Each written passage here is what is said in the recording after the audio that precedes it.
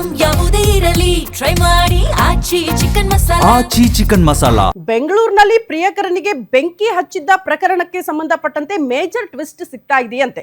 ಮನೆಗೆ ಬಂದು ಪ್ರೀತಿ ನಾಟಕ ಆಡಿದ್ದ ಅನ್ನೋ ಕಾರಣಕ್ಕೆ ಆತನಿಗೆ ಬೆಂಕಿ ಹಚ್ಚಿ ಕೊಂದಿದ್ರು ಅನ್ನುವಂತಹ ವಿಚಾರಗಳು ಮುನ್ನೆಲೆಗೆ ಬಂದಿತ್ತು. ಬಟ್ ಇಡೀ ಪ್ರಕರಣಕ್ಕೆ ಈಗ ಮೇಜರ್ ಟ್ವಿಸ್ಟ್ ಸಿಗ್ತಾ ಇದೆ ಅನ್ನೋದ್ರ ಡೀಟೇಲ್ಸ್. ಅಸಲಿಗೆ ಪ್ರೇಯಸಿಯ ಕೊಲೆ ಪ್ಲಾನೇ ರೋಚಕವಾಗಿದೆಯಂತೆ. ವೆಸ್ಟರ್ನ್ ಸ್ಟೈಲ್ ನಲ್ಲಿ ಪ್ರಪೋಸ್ ಮಾಡ್ತೀನಿ ಅಂತ ಮನೆಗೆ ಕರೆಸಿದ್ಲಂತೆ ಯುವತಿ. ಮನೆಗೆ ಬರ್ತಾ ಇದ್ದಂತೆ ಪ್ರಿಯಕರ ಕಿರಣ್ ಕೈಗೆ ಹೂ ಕೊಟ್ಟು ಮೊಬೈಲ್ ನಲ್ಲಿ ವಿಡಿಯೋ ಕೂಡ ಮಾಡ್ತಾಳಂತೆ ಯುವತಿ.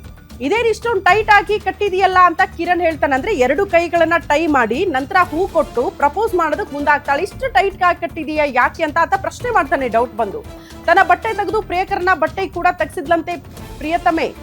ಪ್ರಿಯಕರ ಕಿರಣ್ ಕಣ್ಣಿಗೆ ಬಟ್ಟೆ ಕಟ್ಟಿ ವಿಡಿಯೋ ಕೂಡ ಮಾಡ್ತಾಳಂತೆ ಪ್ರೇಯಸಿ. ಬಳಿಕ ಸೀಮೆ ಎಣ್ಣೆ ತಂದು ಸುರಿದು ಕಿರಣ್ಗೆ ಬೆಂಕಿ ಹಚ್ಚಿದ್ದಾಳೆ ಯುವತಿ ಅನ್ನುವಂತಹ ವಿಚಾರ ಬೆಳಕಿಗೆ ಬರ್ತಾ ಇದೆ.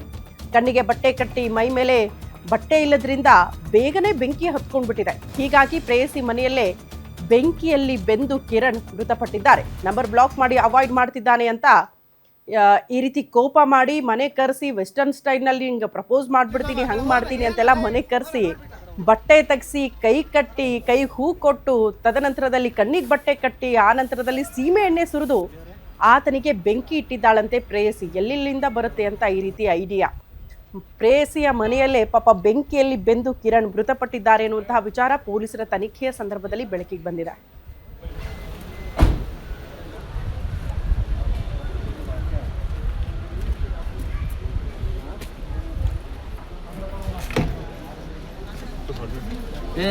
ಮಾನಂದ ಅಲ್ಲಿ ಕೂತ್ಕೊಂಡ್ರ ಹೋಮ್ ಗಾಡಿಯಲ್ಲಿ